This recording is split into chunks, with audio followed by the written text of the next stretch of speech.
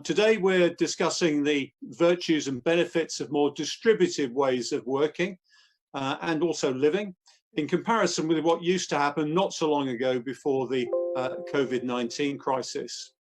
Now, I've been telling my clients that the virus has probably accelerated and amplified trends that were already underway.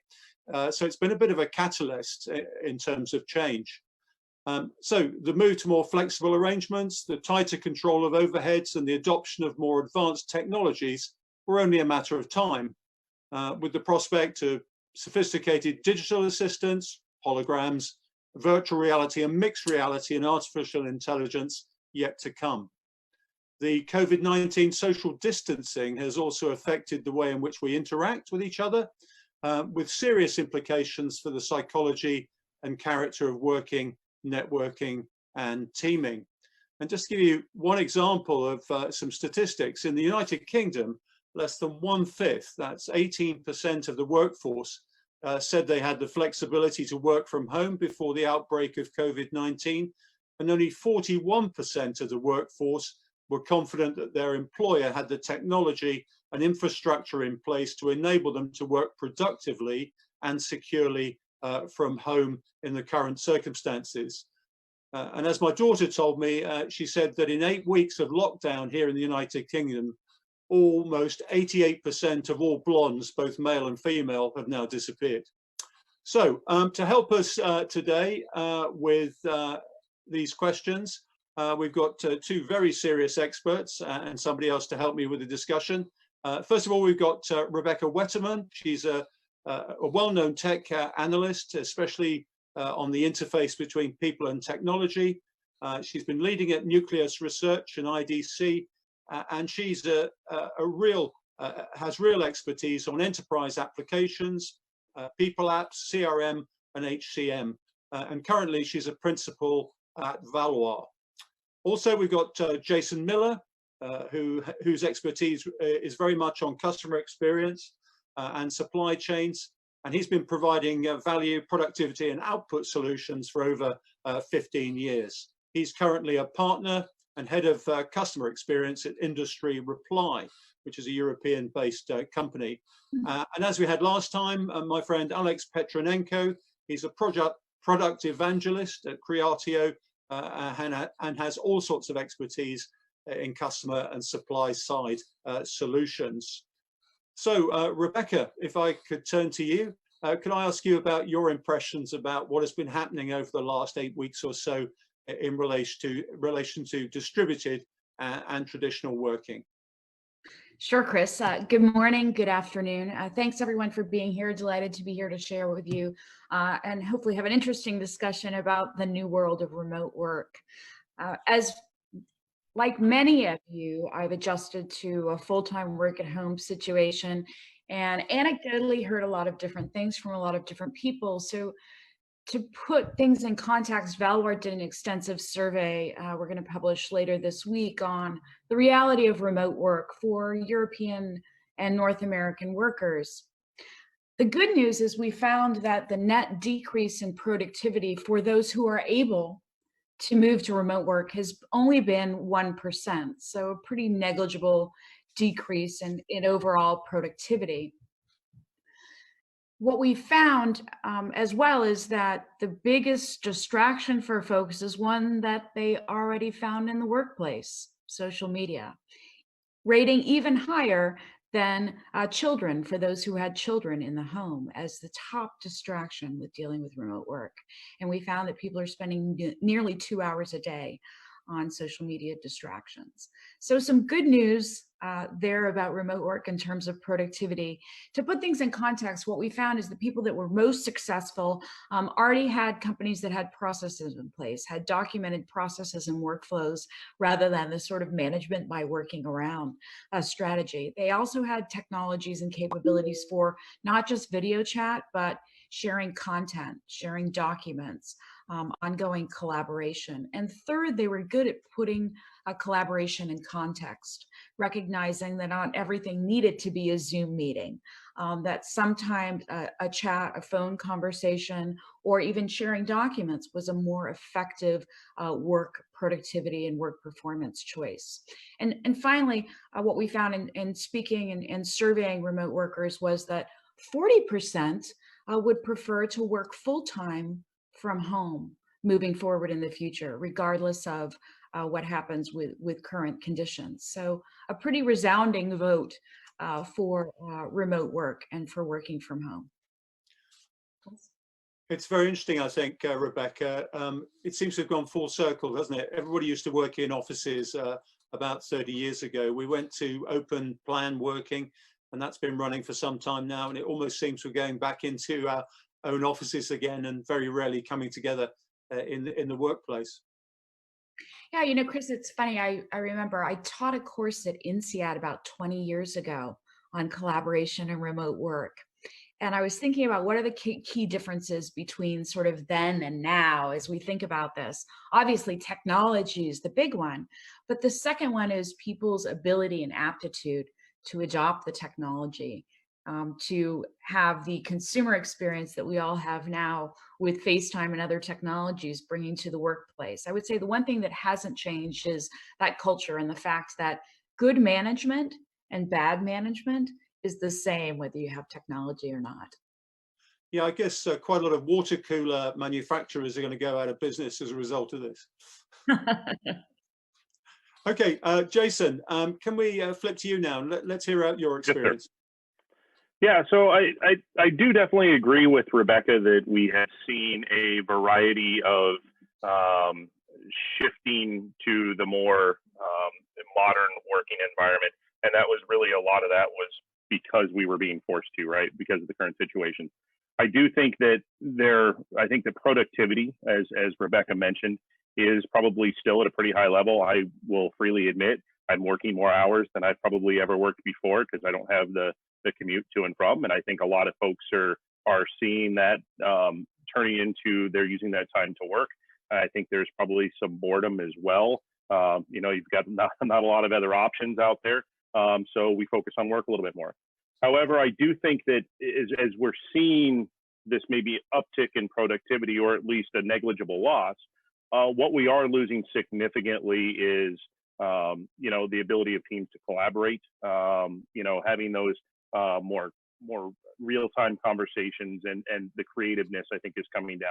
So I think from a delivery perspective, probably ongoing operations, if you're looking at you know, the ongoing service and maintenance, you're probably okay. As you're looking at more creative problem solving, I think we've definitely seen a downturn in that throughout this period.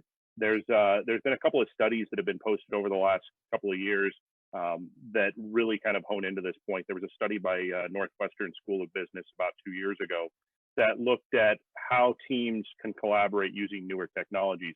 And one of the things they really pointed out, to Rebecca's point, is that kind of productivity doesn't take a major hit. But what does take a hit is that ability for teams to get out of siloed thinking or get out of kind of the way we've always done it and be creative about solving problems. So I think that's one of the things that we all have to look at as we move into what will be this period that we come out of isolation. I think the other thing that businesses are going to have to look at is going to be this ongoing trend of what has been over the last year or two to look at pulling things back and starting to nearshore a little bit more. This is going to be one of those things that, as we look at the delivery centers that have been offshored, some of those delivery centers are having a hard time operating right now. And we need to look at how to pull those back and rebalance that delivery a little bit. So I think those are two of the major points that we need to think about. So guys, do we think the technology's up to it? Do we think we've got the multi-channel video? Have we got the bandwidth and the structure and quality that we need for this sort of working, do you think? How about you, Rebecca? What do you think about that? You know, I think that varies a lot based on the environment and certainly people's connections being the main thing. I would say personally, my husband and I are now calendaring and scheduling on who gets on Zoom when, just to be sure. In talking to, as part of our survey effort, we found that 80% of remote workers would give their company either an A or a B grade in their ability to support remote work, given the technologies that they have today.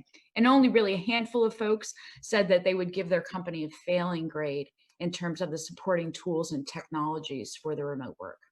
I mean, it's quite interesting. In the United Kingdom here, we don't have great coverage across the country.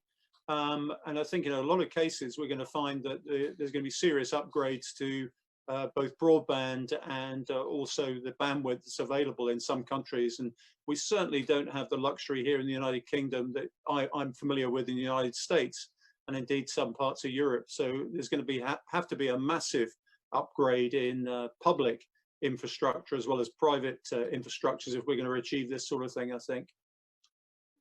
You're absolutely right, Chris. And I think if we think across geographies, certainly the UK is not alone. Across Europe, there are areas that are definitely technologies haves and technology have nots in terms of broadband, and certainly the same is true in North America.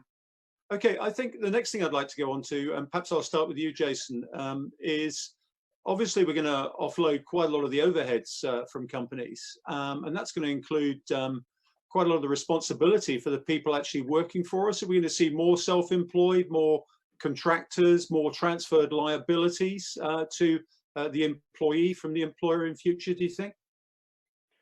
Yeah, absolutely. And I actually kind of appreciate the clean example that we just saw right there. Yeah, no, there's already a move afoot as companies look at how they're going to start reopening and how they're going to start structuring their work from office.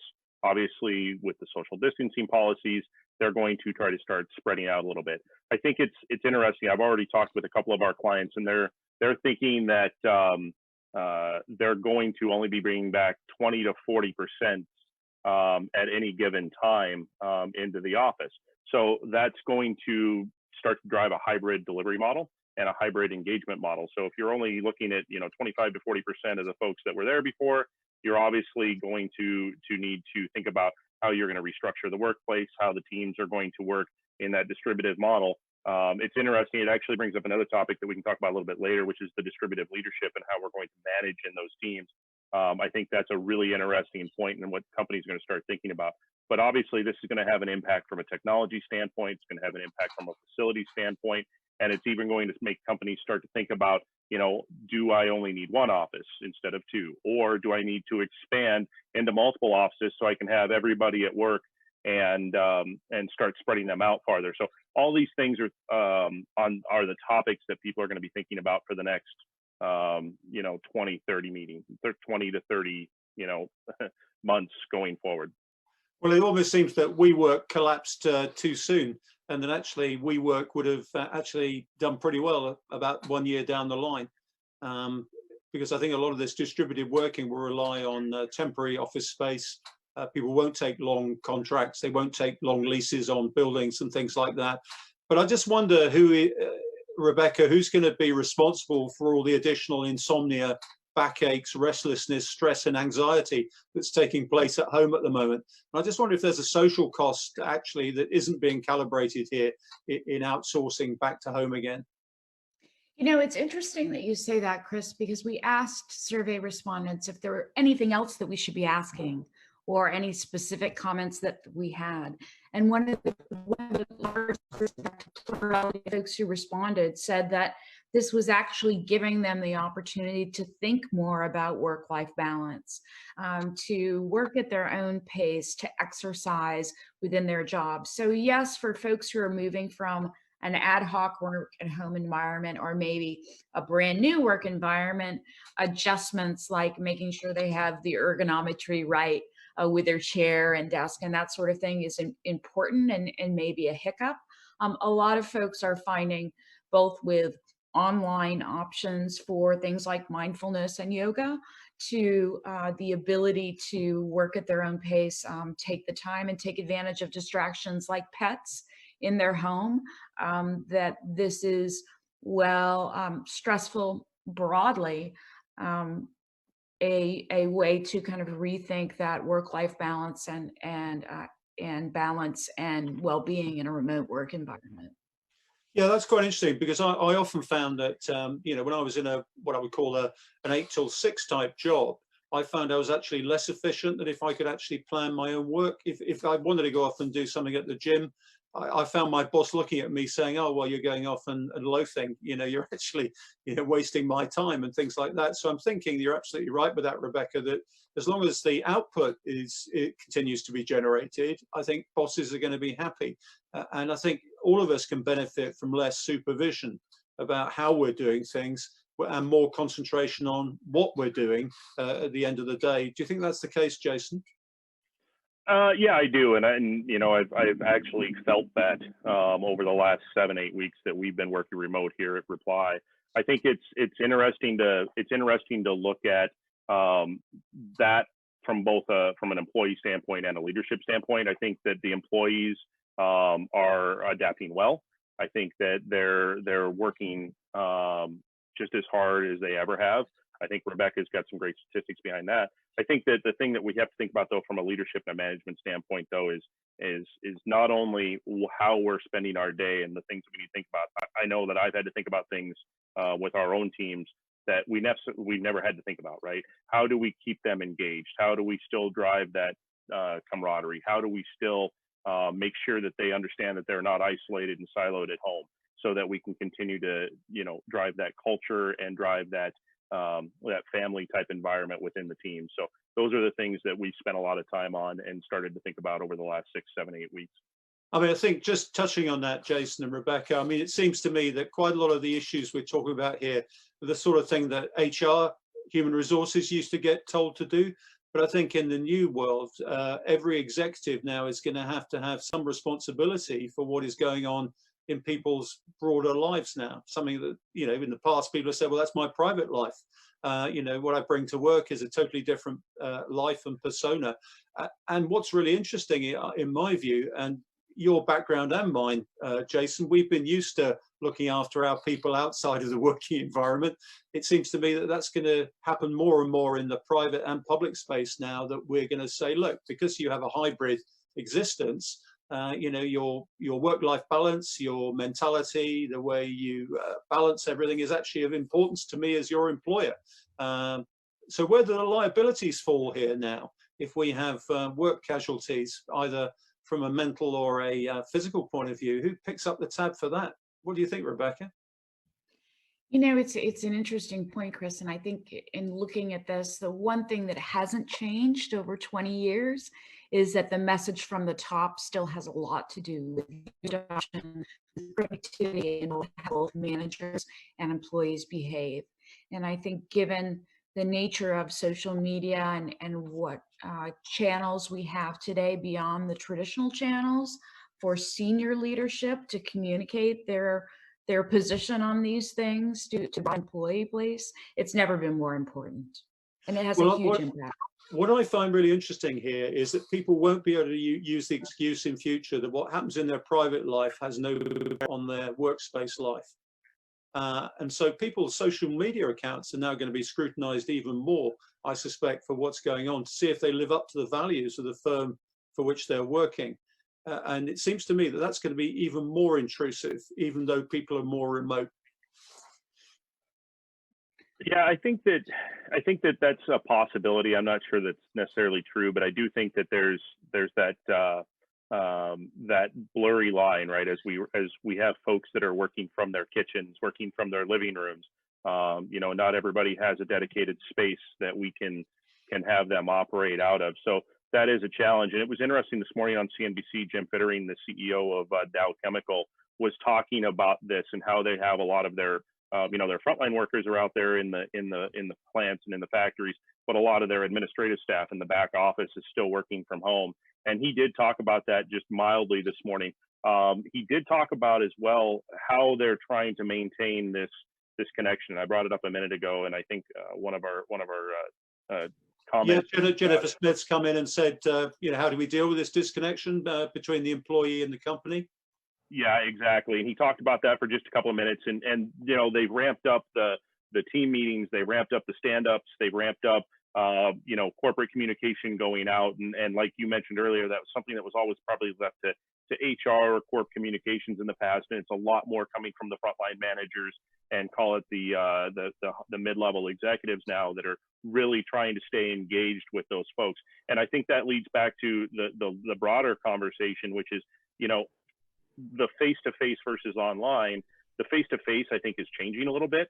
Who is face-to-face and what level of engagement are we going to get, right? I think that you're going to see, you know, where I may have put an analyst in front of a client in the past, that may be a little bit more remote now. But that executive level face-to-face is going to become much more crucial and much more important as we move into the future, trying to maintain those relationships and break that feeling of disconnection. So I think we'll see that as we move forward is going to be even more important at that new level. I mean, I think the issue we raised earlier is the extent to which you have employees or contractors in future working for you. I know one of the most difficult things I've had in firms for which I've worked for is making sure that the contractors are part of the family as well for the time they're working, and also to have some sort of duty of care over them while you're working. And the more employees become contractors in future, the more we're going to be task focused. We won't be what I call corporate focused anymore, and outcomes will be the rigid judge of what happens. Rebecca, you wanted to come in on that. Yeah, you know, to Jason's point, one of the things that we really focus on at Valwar is the notion of work-life balance and the employee bringing their whole self to work and what that means from a technology perspective. And I think what we've seen in the past 18 to 24 months with a rise in technology supporting what used to be ad hoc HR activities, like support for ESGs, support for employee interest groups, support for team philanthropy projects that are outside sort of the traditional core HR. We're seeing investment in technology support, the support to organize virtually around those groups that create connections beyond the org chart, being much more important and something that companies are looking at as an important investment, both for keeping existing employees engaged and keeping contractors as part of that overall corporate mindset and environment. Yeah. So let me ask both of you, what do you think about online interviews for jobs? Rebecca, you want to go first? You know, I think we already saw an uptick in the use of tools like video interviewing, for example, to streamline the process. I think online interviews are going to be a part of what we see for the foreseeable future. There is no substitute for an in-person meeting. But the advantage of the NLP, AI, and other technologies that we have today is that both from an interview standpoint and interviewees being able to submit video references, for example, for jobs and get their face out there, and the ability of interviewers to live stream the video interview, even not in real time. That sounds a bit the front end process pretty efficient. That sounds a bit like dating site technology to me. It's going to be really interesting because that's a real technique to actually get that done. I mean, I tell you, I'm a psychologist, as you know, and I would have a real problem in judging body language from distance. Part of the problem is technological. You get, seconds gaps in differences between responses and things like that. And people have a different persona when they're in front of video from when they're actually in the room with you and things like that. And all those sort of physical and non-verbal cues that you normally get from people are not always absent, but they're not always what you think they are. Well, Chris, I would argue it's like any use of technology. There are people we all know who interview very well, but are not necessarily the best candidate for a job. Yeah, I agree. But technology is going to amplify that. What about justice then? Do we think we should do remote justice, courtrooms and things like that? That's a very interesting topic. I think it's probably going to be a challenge. I mean, if we think about how they've used technology in the past, right? A lot of times even basic arraignments are done via telecommunications or telepresence, right? But I think there's some basic foundations there that cannot be broken for some of those things. Can you imagine cardboard cutouts with digital screens for jurors? I don't think that would ever play. No, I think it goes back to sort of the traditional rules of consent.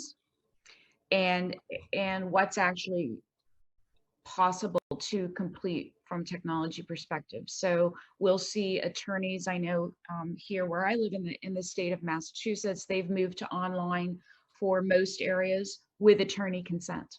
I think what we'll see is a certain tier of proceedings and transactions that parties will agree are probably more efficient than showing up in a courtroom, and other ones that will still need to be in person. Guys, Mike from California says there's quite a lot of people aren't actually comfortable in front of cameras. Are we saying to people, well, actually, you need to get comfortable in front of a camera, or is something we can do to mitigate that? Jason? Yeah, it's definitely something that people have to get used to. It is an art, not a skill, or it's both, but it's definitely something that people have to get used to. I know that depending on the type of environment you're in, and depending on how you are comfortable with the people on the other side of that camera, if it's very anonymous, sometimes people find that easier. If it's you know, something more intimate like this, where we've got a small group, it can be a little daunting if you don't know those folks. So it's one of those things that people, they just have to do it. They have to get more comfortable with it. And the use of Zoom and Skype and Teams, especially, as we've used that more and more in our daily lives for work, people should be becoming more comfortable in that environment. So over time, I think, Mike, they're going to get more comfortable with it. It's just something they have to practice. Rebecca, do you want to come in on that? Or you know, I think too, this is one area where we see a real technology divide in terms of people who are comfortable already using the tools socially, whether it's to connect with a grandchild or a partner or friends. Folks who grew up using the technologies are very comfortable with that collaboration setting for the most part. And those, I would say, at the other end of the spectrum that have adopted it to connect with younger members of their family are also probably the most comfortable. I think what we'll see is a lot more tools, a lot more tips and support for people to effectively navigate working online, just like we have management advice in the traditional environment. I think what we will see is for the millennial, as much as we hate to use it, generation and below, that the adoption of technology and using technology is going to be much easier. That said, they're also more likely to rely on technology when a phone call or something in person may really be more effective. well, here's the thing.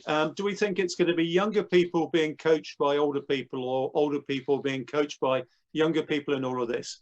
And I think, you know, if I can, Chris, just on that, I think the technology divide between generations is an excellent point. I think that and you bring up whether it's the coaching or it's just the comfortability with the technology, depends on the technology. If we think about even 50 years ago, people didn't understand what a computer was or how to use it, right? Those were just the big mainframes that were out there. And it took a while for people to get used to using that technology. Over time, we became more comfortable with having a computer in our home. We go to the early IBM machines. Today, everyone has a smart device that is effectively a computer in their hand. So whether we're talking about communication styles, whether we're talking about use in our daily jobs or building automation to take care of those routine tasks, I think depending on what topic it is, it'll be who's leading who. We look at the generation, you know, call it X and before. Those guys have come through a lot of technology changes. We didn't know computers in our homes until we were, you know, in our teens or in our 20s. The millennials and below have grown up with smartphones. They've had this computer and this technology everywhere they've been for as long as they can remember. So certain generations are going to be more comfortable adapting to change and technology uses. Other generations have just been, this is the way it is, and it's always the way it's going to be. So depending on that use, I think, is what's going to drive that. I think one of the things that I'm concerned about is, I'll ask both of you, have either of you been trained in using any of these technologies? Or have you just Rebecca? adapted to what's on? I've never been trained in the use of any of this technology. And I think the question I've got to ask is it the responsibility of the companies that are putting these technologies out there to provide intuitive ways of actually operating so that we get as used to this sort of technology as we do to our smartphones and things like that, because I know very few people who actually do any sort of training course on any of this stuff, and it's all done by pressing the buttons and seeing what happens. Do you think that's the shape of the future? I think, having been trained on some of them, I'm probably an outlier, Chris, given the work that I do. But you know what I mean. Those folks have, no, I know exactly what you mean. I would argue that most folks haven't. And I think what we'll see is the usability, particularly as we look at broader adoption, usability, the intuitive nature of these tools becomes much more important. So how do I know, for example, in decreases I need to dial back in? I'm not savvy. How do I understand how to activate the chat feature? We're seeing a lot of interesting tools beyond Zoom, even though Zoom is the predominant tool, I would argue, today for remote collaboration. We're seeing a lot of tools really focus on how do I integrate chat and co-browse and whiteboarding in a way that's more intuitive. Folks like ScreenMeet, for example, that are looking at how do I make something that's highly usable, that doesn't require a download, that puts less friction in that overall process. Yeah. Yeah, and I'll add on to that. I think that she's right. Most people don't have that that training, and bring it back into the larger picture of this conversation. I think that's one of the things that really will help keep a lot of things in a face-to-face or a less online mode. And the big thing behind that, if you think about it, the only places that typically provide that training are larger companies that have larger technology shops or that are addressing new technologies. A great example I'll use is we'll go back to Alex and the Creatio team. They are very good about helping train new customers and or new system integrator partners, bringing that technology in so that it can be used. But very few companies out there, when they implement, call it the Microsoft 365 suite, it's not like Microsoft is coming in to train them. Typically, they use a train-the-trainer approach.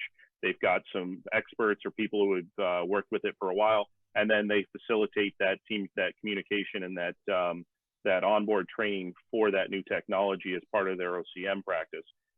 Those types of things I don't think are going to change, regardless if we're face-to-face or online in the future. But I think what's going to be very important is that we start thinking about that from a business perspective. And if we have to continue to operate in more of a disparate manner, that we include that as a lot more of a core function of our business and our technology suite, instead of just, oh, here's a technology, figure it out.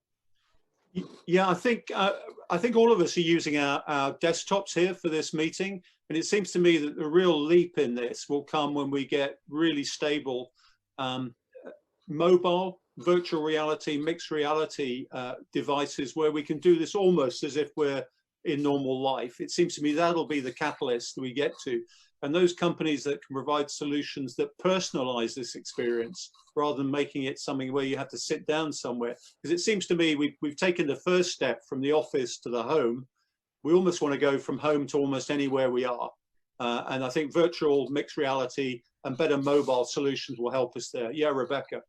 I think, Chris, you bring up an interesting point, and that is, we've all moved very quickly to this remote work and remote collaboration environment, and that has meant no training, no technology strategy, in a lot of cases, no vetting of solutions. And I think what we're going to see in the next couple of months is companies recognizing that a lot of this will be the new normal, taking a step back and saying, from an IT perspective, who are our preferred vendors and why?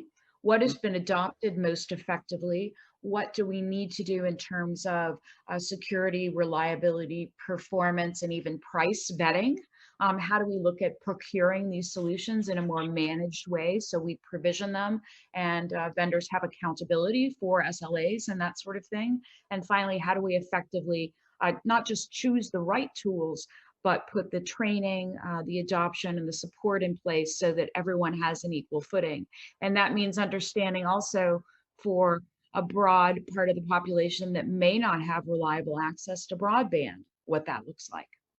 I mean, what I think is quite interesting is up until now, most technologies have been what I call supply-led. You actually get what's offered. It seems to me in this new environment, we're going to have a demand-led sort of approach in future where people are saying, look, we need the tools. We want to work like this. We've seen what we can do, and we need better tools and platforms on which to operate. Mm-hmm. Mm-hmm. So let me think, get on to another thing. no, Security. go ahead, Chris. Oh, sorry. Say, Jason, if you had something. No, to say. I was just gonna take one additional twist on that conversation, which is, you know, as from a core business standpoint, right? We've talked about how leaders are having to change the things that they think about, how they engage with their employees, and I think one of the real risks here that we have to watch out for is that companies end up putting a little too much focus on that and get away from their core business. You know, so there was an interesting study I was looking at just the other day, and it was from Deloitte. I think everyone knows Deloitte, a large outsourcing system integrator, and they had looked at it, and they had looked at, you know, 7 or 8 different reasons why companies had chosen to outsource and force remote work or offshoring prior to COVID. And what they found is, you know, there was only a couple of different reasons. Cost cutting was one, focus on their core business was one, and capacity issues, increasing capacity, were the 3 reasons why they said that they felt like they had got something out of their investment to move towards remote work or offshore. The other 6 or 7 reasons, you know, quality of service, focus on business critical items, access to, you know, intellectual capital, they were finding that they weren't getting that value out of their business. So they felt like that maybe they had swung too far. And I think that from a business leadership standpoint, we need to be very careful right now so that we don't shift too far to this remote work and this disparate workforce, that we do maintain our core business, and we control that core business in this, you know, I'll say somewhat uncertain time. And I think we get back to what I said at the beginning. It's all determined by outcomes. You know, the ends actually drive the ways and means by which you do things in every aspect of business. And frankly, this should be no different. So one of the other things I wanted to talk about is security. We're actually operating now on a fundamentally insecure platform. Zoom doesn't have all the security accreditation that you and I probably would like. And I'm going to ask you, would you be happy discussing confidential business interchanges on this platform in future? Jason?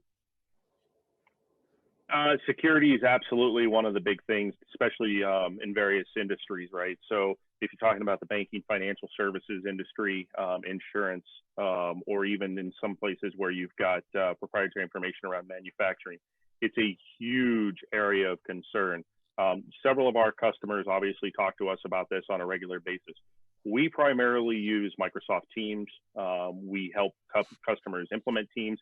Microsoft Teams is probably the most, or one of the most secure platforms that has not only this capability from a video interaction standpoint, but also for team collaboration and driving more continuity across the entire platform. So things that everybody works with every day within the Microsoft 365 suite, they have that full kind of end-to-end view of how to use the platform. So if we look at those types of things and we wrap the idea of security around it, you know, I think that people will start making that shift to more secure platforms away from the Zooms and those kind of things, and move towards things like Microsoft Teams. But it's definitely something that business leaders are more concerned about now that we're in this type of environment and less secure environment. Rebecca? Oh, so I think the challenges we've seen with Zoom have definitely highlighted for us the fact that these communications may not be as secure or confidential as we think they are. The key point, though, is in comparison to what?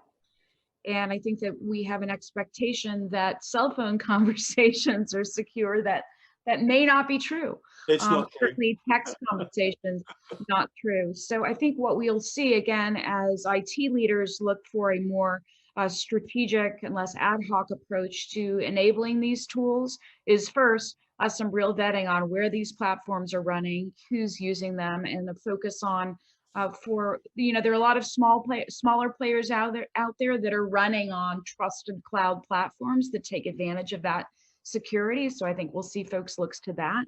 And secondly, looking at how do we think overall about our communication environment, be it a video conference or otherwise, and what needs to be secure and confidential, and how we manage those processes. I know in speaking with one person who responded to our survey in the UK who's in financial services, he said, you know, we're doing a lot of things virtually now that we were told never could be done before because of the security. And what we found is that it's the processes, not the technology, that was important to put in place. Yeah, I mean, one of the interesting things is we're not considering, of course, is that the economy in most countries right now is very low geared.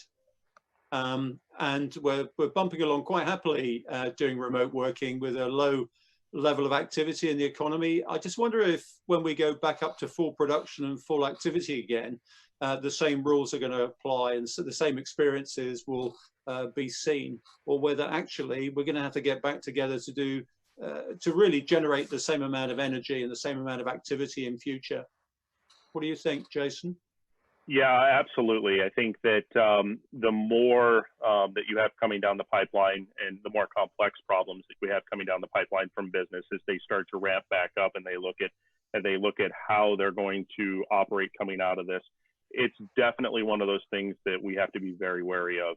I know from our standpoint, we're going to be looking at how to get back to full operations as fast as possible because we know that there's going to be pent up demand for IT services. There's going to be that need for you know, I'll call it not only stabilizing but in reinventing the business. We talked about it last week in the Creatio Arena, whether it was time to invest in technology or hunker down. And I think there was a mixed vote on that, but a lot of companies we're seeing are storing that and they're ready to start ramping back up. And we're going to be looking at, how to implement automation and how to streamline their business processes. So that's going to be all of the things that customers are thinking about as they move forward coming out of this pandemic. Rebecca, do you think that the current hybrid model is going to survive ramping up to the previous levels of activity? I think what we'll see again is that certain things will go to online because people have found that they're more efficient. There is no substitute for face-to-face meetings and creating connections. Well, some of that we may be able to do online, and we'll get much better at that certainly in the next few months. I think that we'll see that people still look on face-to-face for creating those connections and maintaining those connections. I mean, I think there's no doubt there are certain times when you're going to have to be face-to-face. I don't think many deals are going to be done online. I think there's too much opportunity for fake imaging, fake what I call the Ocean's 11 approach. I mean, none of us have met before, so we don't know if we're talking to the true Rebecca or the true Jason in this. So lots of validation and verification is going to be required at certain stages of the business process, I would think. One of the things, and we're coming to the end now, that I do find interesting is I do a lot of work in the way that innovation comes in to organizations. And one of the things that really is a problem, causes a lot of difficulties with businesses, is new ways of working like this fundamentally disempower the senior leadership, because it's not how they're used to working. And the mid and junior leadership, of course, is either held down by a very repressive leadership, or of course it says, well, tell us how it's done. And they suddenly find actually their power base has been destroyed by the fact that the middle and lower levels actually know more than they do. So it's going to be an interesting tension, I think, when we get back in again. And I would say there's going to be a fundamental shake-up of senior leadership in all of this. It won't be so much the areas that we're talking about today. I think the surprise will be that a lot of senior people won't be able to cope with this way of working, particularly when their juniors are found to be quite good at it. I so, think transformative Alex, leaders. Oh, sorry, go ahead. Sorry, Jason. No, come back. Oh, I was just going to say, I think those leaders that can really embrace this change and be transformative in nature and adopt to this new norm, whatever this is going to be, will have that success and that longevity. But I absolutely think your point of I don't want to say of it passing them by, but the old way of leadership, I think, is going to die to some extent. And it's going to be incumbent upon all of the leaders across the various industries to be able to step up and take on that new role. Yeah, I think the whole issue of network leadership, the ability to promote and project your personality and your values, if you like, in the virtual space, is a whole new discipline I think we're going to hear about at business schools in future, because that's going to be overlaid quite a bit on this. Guys, we're running out of time, but I'm keen to bring in Alex, poor old Alex, who's been sort of effectively shut out by the technology. Alex, you've been listening to this, I hope, and you've probably got a few views from the Creatio point of view that you can give us before we wrap up. Yeah, absolutely. Well, there's a lot of things that have been discussed and said, but you know, I personally have been working remotely, you know, with many regions globally for many years. So for me, a question of the online is going to take over or not is kind of redundant. Of course, there, you know, we've said this a few times. There will definitely be on face-to-face meetings that are going to be crucial in the business side. Okay, Alex, I'm going to have to, I don't think the connection's great. Okay, boys and girls, what I'd like you to do before I wrap up, can you please do a final vote on whether you think it's better to be face-to-face or operate online? And then we'll do it. And I'll just wrap up before we go. I'd like to thank Rebecca and Jason for some fascinating insights. And Alex, when he's been able to come in, thank you very much as well. I think we were all going to get used to in future to prioritize and scrutinize to-do lists in future. I've got loads of them. I can say, look, there's pen and paper. I've used those. The best part of this, I think, is that meetings are going to die in the way in which we're used to them, and not to have hours of meetings would be a real blessing in this new environment. But I think the key issue is the ability to switch off from the 24 hours online existence that I think is being demanded. I can tell you, since I've been in this environment, people have thought that I'm available 24 hours a day. So block off windows, I think, are going to be really important in this new working life. And I think the overall thing I would say is the general rules of actually getting your working life and your private life together in reality apply online as well. I don't think there is a difference between the virtual existence and the real existence. My overall message, I think, is that at the end of this, we probably need to do an audit and say, what works best online? What works best in reality? And we've got to teach people to see that given the outcome that you're trying to achieve, you put the ways and means in place to achieve that, whether it's electronic or it's human. And what is most effective is what you should put in place. My biggest worry, I don't think we're adapted enough for leadership in this environment. And I think there will be a tendency for most people want to manage their people rather than lead them. And I think that could be a real problem because people can hide behind the technology and not project their personalities. Indeed, some people who don't have personalities will seek to hide in the technology. So I think leadership's going to be a key issue.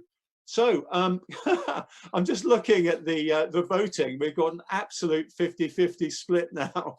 And if Kate could tell me, please, Kate, what was the voting at the start when we came up with this? Was it in favor of technology or in favor of human-based, carbon-based systems? What was it? Anybody pick that up? Anyway, no, I'd seen earlier. It was about 46. It was about 46-54 earlier. Yeah. Oh no. Here we go. Right at the start, the voting was 64% online.